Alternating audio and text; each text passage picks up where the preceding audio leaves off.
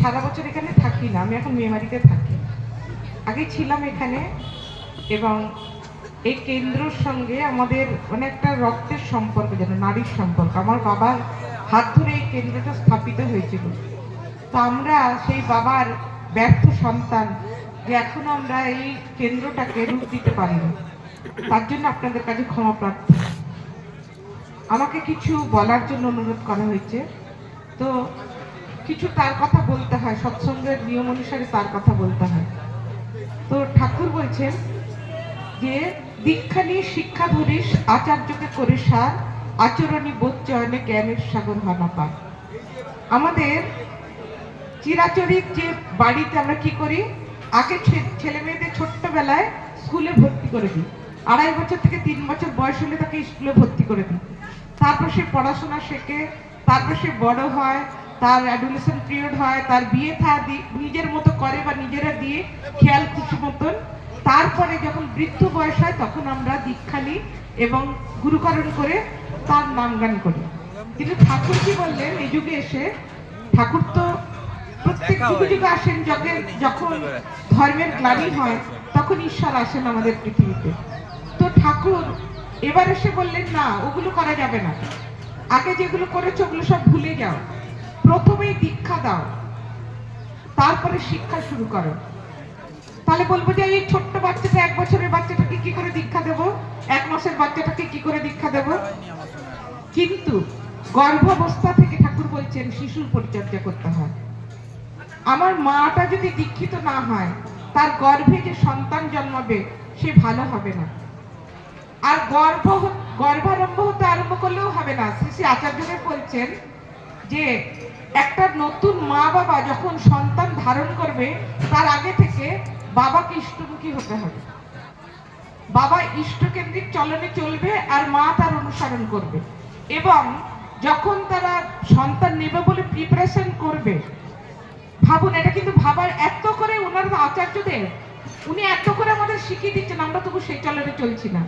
বলছেন যখন একটা তো সবকিছু প্রিপারেশন হয়, একটা বাচ্চা নেবে, একটা চিন্তা ভাবনা করে, তখন বলছে যে যখন শোবে, দুটো স্বামী স্ত্রী যখন এক বিছানায় শুয়ে থাকবে, তখন স্বামী সেই স্ত্রীকে সবসময় ইষ্ট প্রসঙ্গ করবে, ইষ্টের কথা বলবে, ঠাকুরের নানা বিধি কথা বলবে। সেই কথা বলতে বলতে যখন উদ্দীপিত হয়ে সেই মা সেই স্বামীর সঙ্গে মিলন হবে, তার ফলে সুসন্তান হবে। ঠাকুর নারীর পথেতে বলছেন যে সুসন্তান, ধরুন আমি ইষ্টবিধি করি, আমি সস্তৈনী করি, আমার পরিবার সবাই নিরামিষ খায়, আমি ঠাকুরকে নিয়ে চলি, আমি সবসময় ঠাকুরের কথা বলি, তবু আমার সুসন্তান হবে না। ঠাকুর বলছেন হবে না, আর আমরা বলছি হবে। দীক্ষা নাও, তোমার ভালো সন্তান হবে, তুমি নিরামিষ খাও, তোমার ভালো সন্তান হবে। আর আমার যে ঠাকুর, তিনি বলছেন হবে না ভালো সন্তান। তাহলে প্রত্যেকটা ঘরে ঘরে সৎসঙ্গী ঘরে ভালো সন্তান হতো, তাহলে হচ্ছে না কেন? সৎসঙ্গী ঘরের মায়েদেরও কেন কাঁদতে হয়, চোখের জল ফেলতে হয়, তার ছেলে মেয়েরা কেন দেখে না? ঠাকুর কি বললেন? একটা মেয়ে এবং একটা স্বামী, যা আচার্যদেব বললেন, ঠাকুর নারীর পথেতে বলে গেছেন যে যখন একটা স্ত্রীর ইচ্ছার বিরুদ্ধে যখন একটা স্বামী তাকে সম্ভোগ করে, সে ঋত্বিকই হোক, যাজকই হোক, সে যেই হোক, সেখানে ভালো সন্তান আসতে পারে না। ভেবে দেখুন কত বড়। আমরা 99% ক্ষেত্রে এটাই ঘটে। মেয়েদের ইচ্ছার দাম দিই না। আজকে আচার্যদের মেয়েদের কতটা সম্মান দিলেন, ঠাকুর মেয়েদের কতটা সম্মান দিলেন। একটা মা যেটা পারে, একটা সৎ বাবা সেটা পারে না। ঠাকুর বললেন একটা মায়ের হচ্ছে 14 আনা দায়িত্ব, আর 16 আনার মধ্যে 14 আনা দায়িত্ব হচ্ছে মায়ের, আর 2 আনা হচ্ছে দাদাদের। তো দাদারা খুব আনন্দিত হতে পারে, সবসময় বলে ঠাকুর বলেছেন নারী নীতি ফলো করো, ঠাকুর কি বলেছেন মাকে কিরম চলতে হয়, ঠাকুর কি বলেছেন, মানে দাদারা তখন কি করে, প্রতি মুহূর্তে মাদেরকে হিট করে। আর ঠাকুর কি বলেন, ওই 2 আনাটা হচ্ছে একটা সুসন্তান লাভের জন্য উপযুক্ত। ওই 2 আনাটা কি, একটা পুরুষ সবসময় ইষ্টকেন্দ্রিক চলনে চলবে। একটা পুরুষ যদি ইষ্টকেন্দ্রিক চলনে চলে, তাহলে নারী প্রকৃতিগতভাবে সে তাকে শ্রদ্ধা করবে, আর শ্রদ্ধার মধ্যে যে সন্তান হবে সে সন্তান ভালো হবে। নারীকে তো নিশ্চয়ই চলতে হবে। একটা কেন নারীকে চলতে হবে, একটা নারী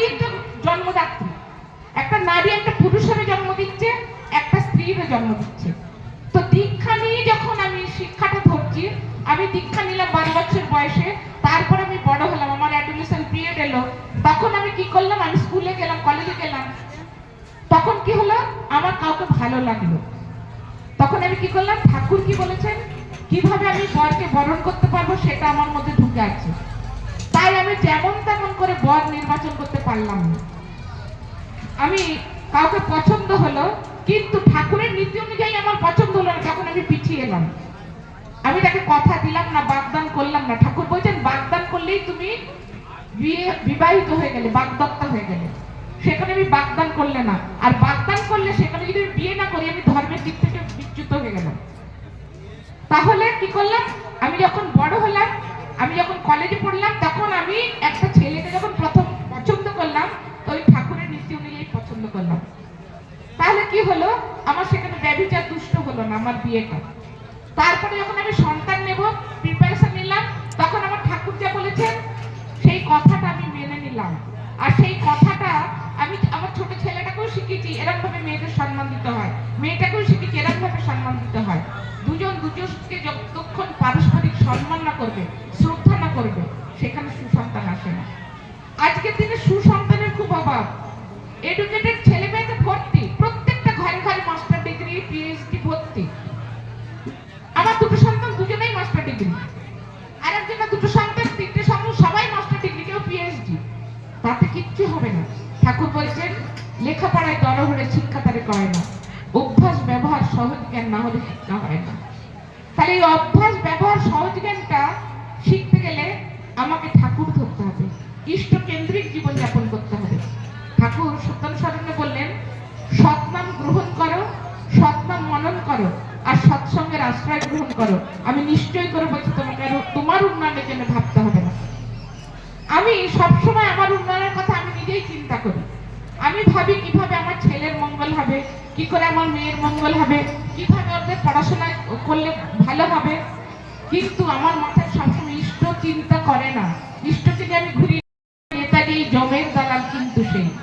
তাহলে আমরা কি হয়ে যাচ্ছি, আমরা নিজেরাই নিজেদের জমের দালাল হয়ে যাচ্ছি।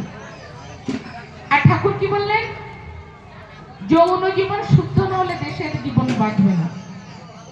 শাসন সংস্থা কেমনই হোক, যাতেই মাথা ঘামাও না, যৌন জীবন শুদ্ধ না হলে দেশের জীবন বাঁচবে না। এত বড় ঠাকুর বলে গেলেন, কিন্তু আমরা কি দেখছি, স্কুল কলেজ ক্লাস 5 এর ছেলে, 5 এর মেয়ে, ক্লাস 7 এর ছেলে, 5 এর মেয়ে, তারা কি করছে না, আমরা বয়ফ্রেন্ড গার্লফ্রেন্ড, তাদের মধ্যে এটা জেগে যাচ্ছে। কিন্তু আমি যে গর্ভাবস্থায় দীক্ষা নিইনি, আমি যে পেটে থাকতে নাম ধ্যান করিনি, আমি যে সকাল সন্ধ্যায় ইষ্টভীতি করিনি ছেলেটাকে নিয়ে, আমি যে সকাল সন্ধ্যায় প্রার্থনা করে মা বাবাকে প্রণাম করিনি, ওই ছেলেটা তো ওগুলো শেখেনি, তাই ক্লাস 7 এ সে প্রেম করছে। একটা ক্লাস 5 এর মেয়ে একটা ক্লাস 7 এর ছেলের সঙ্গে গল্প করছে, তখন আরেকটা মেয়ে এসে সেই মেয়েটাকে ঠাস ঠাস করে গালে চড় মারছে, বলছে ও আমার বয়ফ্রেন্ড, তুই ওর সঙ্গে কি করছিস। সমাজটা কোথায় দাঁড়িয়ে গেছে দেখুন। আজকে ঠাকুর বললেন যৌন জীবন শুদ্ধ না হলে দেশের জীবন বাঁচবে না। সেখানে একটা ক্লাস 5 এর মেয়ে, যার এখনো পিরিয়ডস হয়নি, তার বয়ফ্রেন্ড হয়ে যাচ্ছে, এবং তারা ফোনে এত আসক্ত হয়েছে, ফোনে নানা রকম জিনিস দেখছে তারা, তাতে যৌন জীবন শুদ্ধ থাকছে না। যখন তাদের অ্যাডোলেসেন্ট পিরিয়ড আসার আগেই তাদের যৌন জীবন নষ্ট হয়ে যাচ্ছে। আমরা কি করি, হিরে মানিক মণিক্য সোনা দানা আমরা লকারে বন্দি করে রাখি, কিন্তু আমাদের সোনা হচ্ছে আমাদের ঘরের মেয়েরা, মায়েরা। এই মায়েদের যদি আমরা সংরক্ষণ না করতে পারি, সুন্দরভাবে ইষ্টকেন্দ্রিক করে গড়ে না তুলতে পারি, আমাদের সমাজের অবস্থা এই অবস্থাই হবে যা আমরা আজকে দেখতে পাচ্ছি। কাগজ খুললে, টিভি খুললে আমাদের রাষ্ট্রের এই অবস্থাই হবে।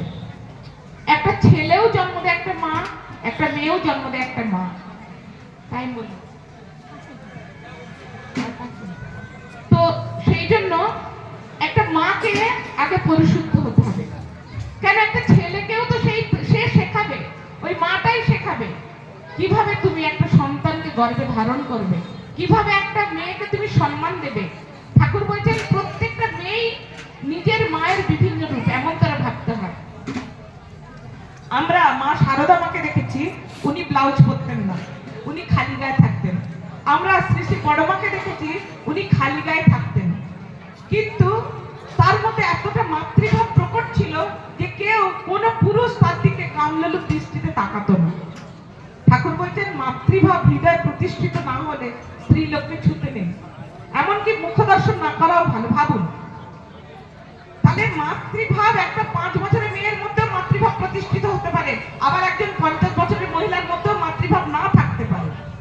সেই মাতৃভাব প্রতিষ্ঠিত করতে গেলে চাই ইষ্ট কেন্দ্রিক জীবন। আমরা যারা এখানে সবাই আছি সবাই ঠাকুরকে দেখিনি। আমার যখন অনেক ছোট বয়স তখন ঠাকুর দেহ রেখেছেন, মানে আমাকে নিয়ে হয়তো আমার মা বাবা গেছে কিন্তু আমি দেখিনি। আমার দিদি বসে আছেন, ওরা দেখেছে, ঠাকুর বড় মা সবাইকে ওরা দেখেছে। আমি বড়দাকে খুব ভালো মনে আছে। তো সেই ঠাকুরকে যারা দেখিনি তাদের কি কর্তব্য, প্রত্যেক বছর অন্তত একবার আচার্যদেবের সামনে গিয়ে বসে থাকা, তাকে নিবেদন করা না, তিনি যা বলেন সেইগুলো সব জানা। আর কি করা, আচার্যদেব বলছেন প্রত্যেকটা মানুষকে, প্রত্যেকটা পরিবারে নারী পুরুষ নির্বিশেষে সত্যানুসরণ আর নারী নীতি পাঠ করানো। সত্যানুসরণের প্রত্যেক দিন একটা করে বাণী পাঠ করানো এবং নিজের পরিবারের মধ্যে নিজের মতন করে সেইটাকে ভাবা। এইটা তো আমরা সবাই শুরু করতে পারি। মা, আমাদের অনেক বই পড়ার দরকার। আচার্যদেব নিজে মুখে বলেছেন যে সত্যানুসরণ বইটা প্রত্যেক পরিবারে যেন প্রত্যেক দিন পাঠ করা হয় এবং সেটা নিয়ে আলোচনা করা হয়। ঠাকুর ওই বইটা লিখেছিলেন আমাদেরকে যাতে আমরা ঠিক জীবন চালনা করতে পারি। 22 বছর বয়সে একদিনের মধ্যে, এক রাতে ওই বইটা লিখেছিলেন। আর আমরা সারা জীবন ধরে পরিপালন করতে পারবো না, আমরা তো তারই সন্তান। ঠাকুর সতর্কায় বললেন আমি অক্রোধী, আমি অমানি, নিরলস, কাম লোভ জিত বসি, ইষ্টপ্রাণ সেবাপটু। তাহলে আমি যদি সেবাপটু হই, আমি যদি যাজন চৈত্র হই, আমি যদি অমানি হই, তাহলে আমি যদি ইষ্টপ্রাণ হই, তাহলে কি হবে? আচার্যদেব বললেন সেই কথাটা, কিন্তু আমি শুনলাম কিন্তু মানতে পারছি না। আমার সময় নেই পাঠ করার, আমার বই পড়ার সময় নেই, সংসারে প্রচুর কাজ, এত কাজ করছি, এত সন্তান পরিপালন করছি, এত কিছু করছি, কিন্তু আমার আখেরে কি হচ্ছে, যখন আমার 50 বছর বয়স হচ্ছে তখন আমার বুক চাপড়াতে হচ্ছে, হাহাকার করতে হচ্ছে। আমার ছেলেটা তো ঠিকঠাক মানুষ হলো না।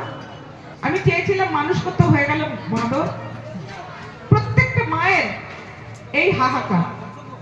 আচার্যদেব তাই বারেবার বলছেন এই হাহাকার যাতে না হয়, প্রত্যেকটা মানুষ যেন আনন্দে থাকতে পারে, তার জন্য প্রত্যেকটা মেয়েকে নারীর নীতি পাঠ করার বেশি বই পড়াতে হবে না, আর প্রত্যেকটা ছেলে মেয়ে নির্বিশেষে সত্যানুসরণ পাঠ করানো এবং সেটা নিজের জীবনে পরিপালন করতে চেষ্টা করুন। আর এখানে যে মায়েরা উপস্থিত আছেন, অন্তত ছোট ছোট বাচ্চাদের নিয়ে সকাল সন্ধ্যায় প্রার্থনা করা, গুরুজনদের শ্রদ্ধা ভক্তি করা। আমার শাশুড়ি হয়তো খুব খারাপ, তবুও আমার ছেলের জন্য, আমার ছেলের মঙ্গলের জন্য আমার শাশুড়িকে আমি দুবেলা প্রণাম করব। আমার জন্য, আমার ছেলের জন্য আমি শাশুড়িকে প্রণাম করব, শাশুড়িকে ঠিকঠাক যত্ন করব, শ্বশুর শাশুড়ি যে আছে তাকে যত্ন করবো, কেননা আমার স্বার্থে, আমার নিজের স্বার্থে। আমি যখন বুড়ো হব যেন আমার ছেলে মেয়েটা আমাকে এইভাবে ভালোবাসতে পারে। সকলে তার হয়ে উঠুন, আচার্য নির্দেশ মেনে চলুন, আর ঠাকুরকে মাথায় নিয়ে চলুন। সকলের মঙ্গল কামনা করি, সকলে ভালো থাকুন। জয় গুরু।